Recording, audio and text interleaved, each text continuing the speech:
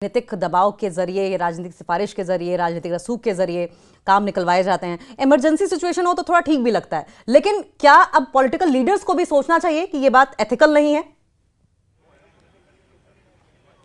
बिल्कुल, सोचना सभी को चाहिए और नैतिकता सभी के ऊपर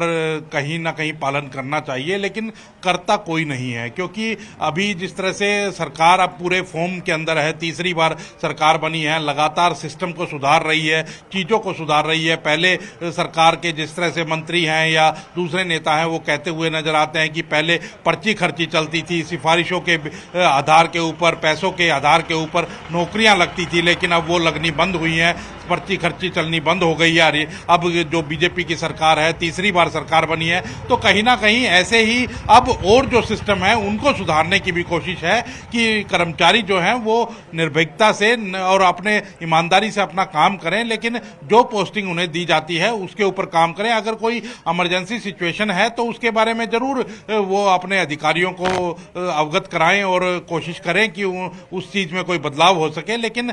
आम रूटीन के ऊपर अच्छी पोस्टिंग पाने के चक्कर में कहीं ना कहीं हमने देखा है कि सिफारिशें लगवाते हुए लोग नजर आते हैं, कहीं ना कहीं राजनीतिक जो प्रभाव है या उसका इस्तेमाल करते हुए नजर आते हैं, तो उसके लिए ये आदेश जारी किए गए हैं। हालांकि इनका इंप्लीमेंट कितना होगा ये अभी अपने आप में एक सवाल या निशानी है। अंकित, जिस तरीके से हरियाणा गवर्नमेंट चल रही है, चाहे हम अगर बीजेपी जब गुजरात में थी तो गुजरात मॉडल की बातें हुई, उत्तर प्रदेश में जिस तरीके से अपराध पर शिकंजा कसा गया उसके एग्जाम्पल्स दिए जाने लगे, हरियाणा गवर्नमेंट जिस तरीके से एक्शन मोड में नजर आ रही है, क्या लगता है कि किसी चीज को साधने की कोशिश हो रही है हरियाणा से इतर भी?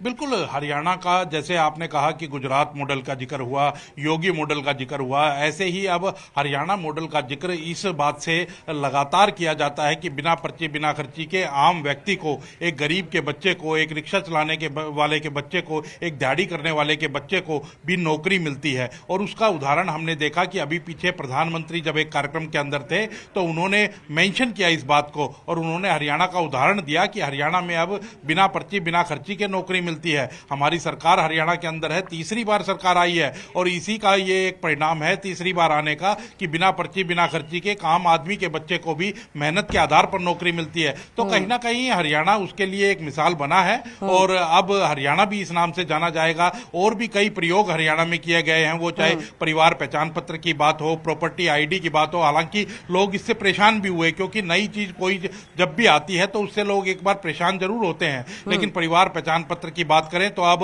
हमने देखा कि तेलंगाना भी उसको अपनाता हुआ नजर आ रहा है। हालांकि वहां कांग्रेस की सरकार है, उसके बावजूद भी तेलंगाना परिवार पहचान पत्र जो है वो हरियाणा की सीख के ऊपर अब लागू करता हुआ नजर आएगा आने वाले दिनों के अंदर। तो कहीं ना कहीं जो कुछ चीज की मिसालें हैं वो अलग अलग राज्यों की दी जाती हैं, उसमें हरियाणा का नाम भी अब जुड़ने वाला है। जी।